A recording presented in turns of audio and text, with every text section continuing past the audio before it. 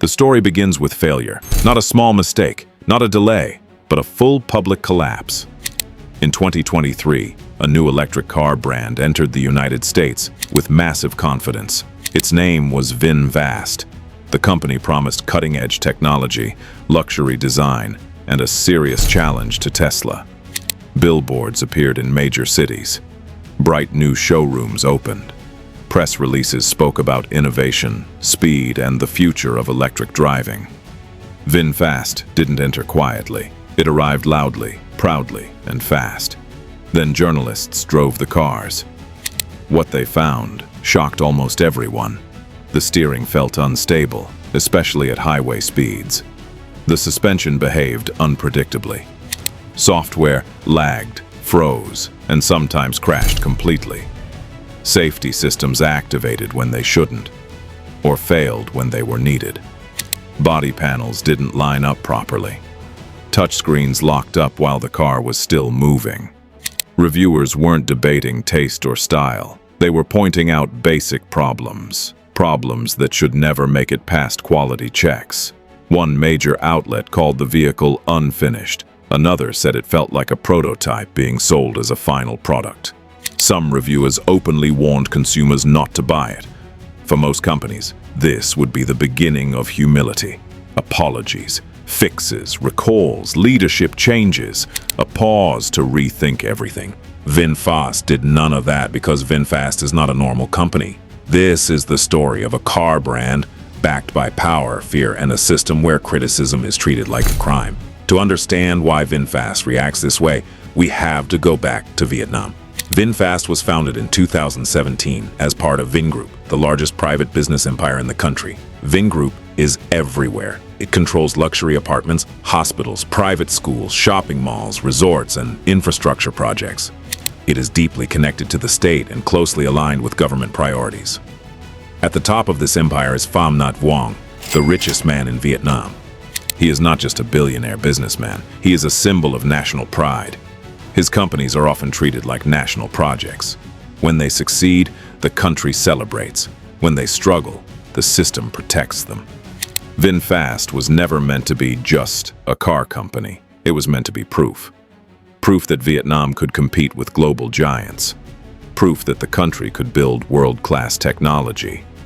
Proof that Vietnam could stand shoulder to shoulder with the West. And because of that, failure was never an option. Factories were built at unbelievable speed. Cars were announced before testing was fully completed.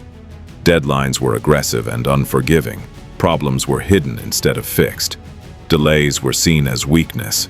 Former employees later described a culture of silence inside the company. Engineers were pressured not to slow production. Raising safety concerns was treated as disloyalty. Missing targets was unacceptable. Questioning decisions was dangerous for careers. This was not innovation. This was obedience. Early warning signs appeared quickly. VinFast first sold gasoline cars inside Vietnam. Customers noticed issues almost immediately. Reliability problems, technical faults, fast wear and tear, poor resale value. Owners quietly complained among themselves, but the complaints rarely became loud. Why? Because Vietnam is a one-party state. There is no truly free press. Social media is monitored. Criticizing powerful companies connected to the government can bring serious consequences. And VinFast learned how to use that system. In multiple cases, Vietnamese citizens who criticized VinFast online were questioned by police. Some were detained, others were arrested. The charges were vague but familiar. Spreading false information or abusing democratic freedoms. Their actions were simple. They complained about a car they bought. One customer posted photos on Facebook showing defects in his VinFast vehicle. He described the problems and shared his experience. Not long after, police came to his home. He was taken in for questioning and later arrested. The message was clear and terrifying. You can buy the car, you can praise the car, but you cannot criticize the car. This is where VinFast crosses a dangerous line. In most countries, companies fear consumers. In Vietnam, consumers fear the company Because VinFast is protected by the same system that controls police, courts, and prisons. That protection creates a deadly illusion. If no one complains, it looks like success. If no one criticizes, it looks like quality. If no one speaks, problems disappear, at least on paper. But reality does not disappear. VinFast made a bold decision. It abandoned gasoline cars and jumped fully into electric vehicles. It announced global expansion. The United States would be the main stage. This was supposed to be the moment VinFast proved the world wrong. Instead, the world spoke back. American journalists had no fear of Vietnamese police. They had no reason to stay silent, and they told the truth. The reviews were brutal. The VF8, VinFast's flagship electric SUV, was described as unready for public roads. Ride quality was uncomfortable. Driver assistance systems behaved unpredictably. Software updates felt rushed and incomplete. Pricing did not match performance or build quality. Several reviewers said it felt like a beta product sold to real customers. Sales were weak. Public interest dropped quickly. Trust collapsed almost overnight. On the stock market, the damage was severe.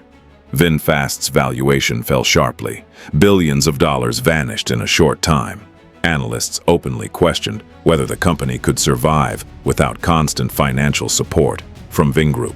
But inside Vietnam, the story was completely different. State-friendly media praised VinFast as a national hero. Foreign criticism was framed as unfair attacks or political bias. Negative reviews were dismissed as jealousy or hostility toward Vietnam's success. The company did not admit mistakes. It pushed forward. VinFast continued burning money at a shocking rate. New factories were announced. New markets were promised.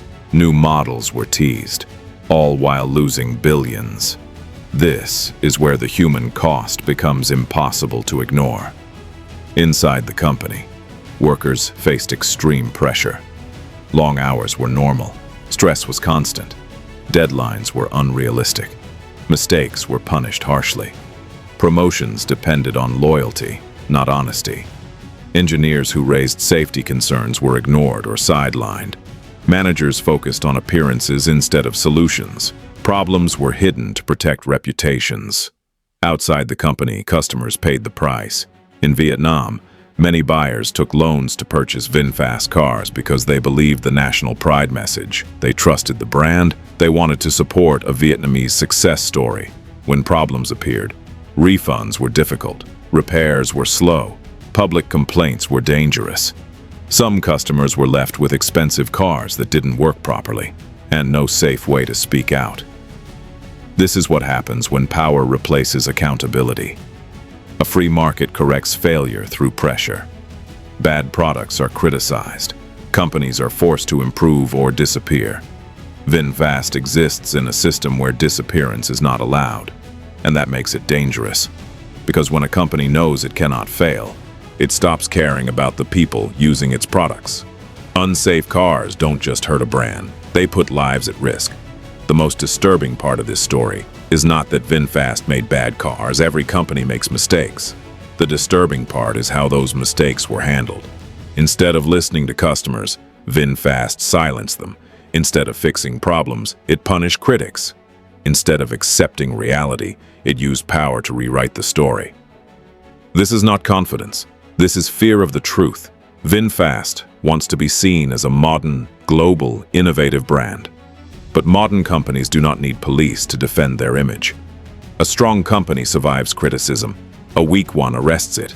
As VinFast continues trying to sell cars around the world, the real issue is no longer about range, speed, or design. Those problems can be fixed with time and money. The deeper question is much more serious. Can a company built on silence survive in a world that speaks freely? In open markets, criticism is not an enemy. It is how products improve and people stay safe. But when fear replaces honesty, progress stops. Engineers stop speaking up. Customers stop trusting. Mistakes repeat themselves. And when that happens, real people pay the price. Cars are not just products. They are machines that carry lives. If you want more investigative stories like this, where business, power, and human cost collide, make sure to subscribe. These stories matter, and there are companies that would prefer you never hear them.